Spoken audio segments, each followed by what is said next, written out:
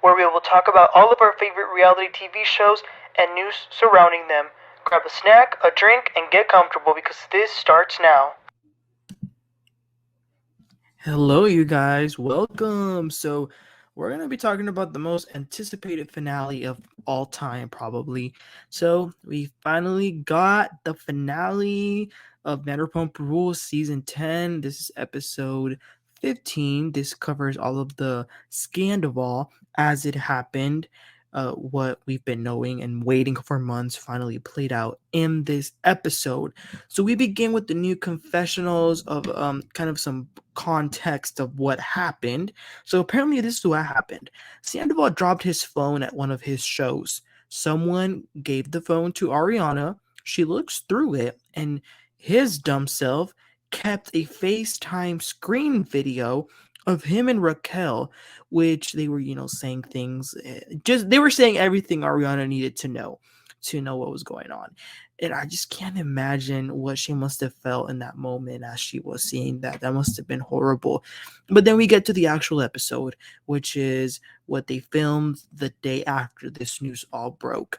So Ariana is at her house and Tom is there. Like if it's all normal, which is kind of crazy. I don't think I would be able to be together in the same house as someone. But anyway, they sit down. Ariana is mad, and Tom begins to apologize right from the bat, and the conversation begins. So Ariana says she loved him through thick and thin. That girl, referring to Raquel, Ariana says clearly has identity problems, which I think may be true, because for you to feel like you need to smash your close friend's boyfriend, I mean, that's kind of weird. But anyway, he begins to say some of the things that we heard before, which is that he didn't feel respected by Ariana, that they had no intimacy, which is all valid, but not valid to cheat on someone. So, he says he has a deep friendship with Raquel, and she says that I don't give an F about Raquel. Your friendship is BS. But then here's an extremely interesting part. Sandoval says he tried to break up with Ariana, and Ariana said, I'm not letting you. You're going to have to force me. So he brings that up, and Ariana didn't deny it. So to this day, I still think there's something we don't know, but Sandoval's still a joke. And Ariana's saying that she regrets ever loving him. I am going to be honest with you guys for 1 second. That whole exchange of them screaming at each other, it looked very fake. I don't know why, but it did.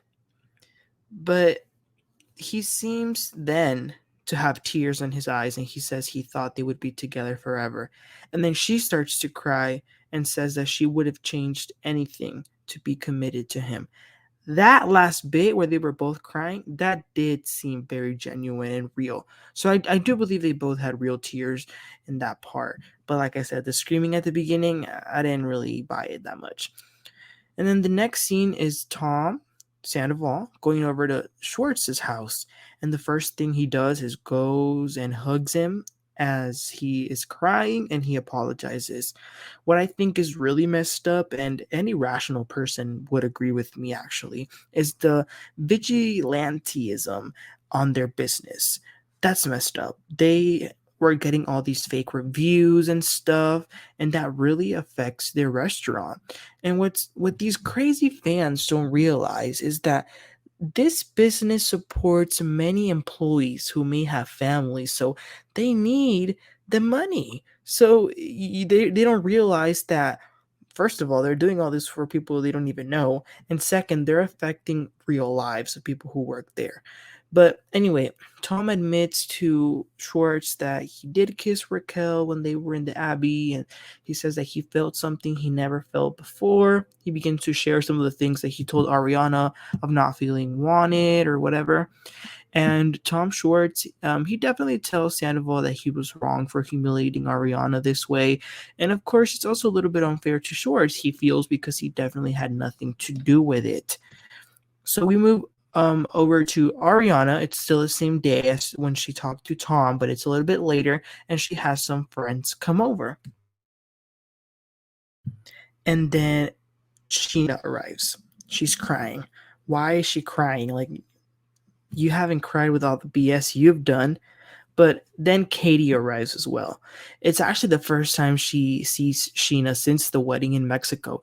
That's a pretty long time. But of course, they don't make it a big deal or anything because that's not the point of that meeting. So Ariana then starts to explain to them everything about the FaceTime and stuff that happened. And she reveals that she called Raquel actually to find out what happened. And Raquel said to Ariana in that phone call that it kind of began after the girls' trip. That's when Scheana says that she had so much rage in her that night when she found out that she shoved Raquel and she accidentally scratched Raquel's face. First of all, why are you assaulting people? And she's so dumb because she begins to explain in her confessionals that, well, it was scientifically impossible for me to punch her because my nails don't allow my hand to become a fist. So that was kind of the defense she was saying because she low-key doesn't want that restraining order, but that's what she said. And then Katie throws her ex-husband under the bus and says that Schwartz knew it all. We don't know that for a fact, though, at that point. Then her friends start to break some of Sandoval's things, which I don't know. The next scene is James and Allie. I don't know why they were there, but Lala and Katie come over. Now, I will give props to Lala for one thing, which is that she was quick to put two and two together before this finale. She was the one person who thought Raquel and Sandoval definitely had it. So I will give her credit for that. But then James says, "Let me call Raquel." So he puts her on speaker and she answers, which is kind of surprising. She says that she feels bad, that this is eye-opening to see who has left her, which I do agree with her on that, for sure. But then James starts insulting her, making weird jokes, and of course, shady things, kind of dragging her. I think he probably wishes it was him who Raquel had hooked up with, but let's move on. The biggest topic of conversation this entire season, we finally see her. Raquel is shown at her apartment and Sandoval comes over. This was so cringy, you guys. They proclaimed their love for one another, and this is what I'm saying, what I was saying earlier. I think there is something wrong with Raquel. I don't think the elevator is going all the way up because she's laughing and blushing and having these smirks on her faces saying, he, I love you. And they wanted to kiss so bad, but they didn't because they were in front of the cameras. So as they're sitting down, Raquel shows Sandoval what Scheana did to her. She has that scratch on her forehead. And here's the thing. Scheana is a lying snake. Remember earlier she tried to say that she didn't punch Raquel because it wouldn't be possible for her hand to do a fist? Well, it turns out that Scheana was on the phone with Ariana or with Tom, somebody, when all that happened. And Scheana said, "Yeah, I punched that bee." You know what? Honestly, screw Scheana, you guys. Screw Scheana, and I'll tell you guys why in a little bit.